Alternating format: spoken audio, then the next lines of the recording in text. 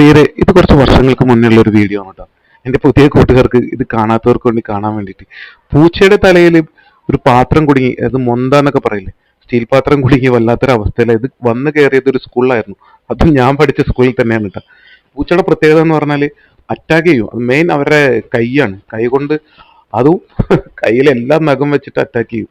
അതുകൊണ്ട് കുറച്ച് ഡിഫിക്കൽട്ടായിരുന്നു ഈ പൂച്ചേനായിട്ടുള്ള റെസ്ക്യൂ. കുറെ ശ്രമങ്ങൾ നടത്തി. അവസാനം കയറെടുത്തിട്ട് രണ്ട് കൈയും കാലൊക്കെ കെട്ടി സേഫായിട്ട് പിന്നീടാണ് ഊരിയത്. അല്ലാതെ മാന്തി മാന്തി നമ്മളൊരു വഴിക്കായിരുന്നു. അങ്ങനെ പാത്രം നമ്മൾ വേറെ ബുദ്ധിമുട്ടൊന്നും ഇല്ലാണ്ട് കട്ട് ചെയ്തെടുത്തു. ആളെനൊന്നും മെരുക്കാനായിരുന്നു പാട്. പിന്നീട് കാരണം നായ പോലെ അല്ലല്ലോ പൂച്ച, എത്രയും പെട്ടെന്ന് അറ്റാക്ക് ചെയ്യാൻ ഓടി രക്ഷപ്പെടാനേ ശ്രമിക്കുള്ളൂ. അങ്ങനെ ഓടി രക്ഷപ്പെടാൻ ജനലിന്റെ ഇടയിൽ പോയി കുടുങ്ങി. അങ്ങനെ ജനൽ തുറന്നു കൊടുത്തപ്പോൾ തന്നെ ആള് രക്ഷപ്പെട്ടുട്ടോ. ഓക്കെ, ഇതായിരുന്നു ആ പാത്രം.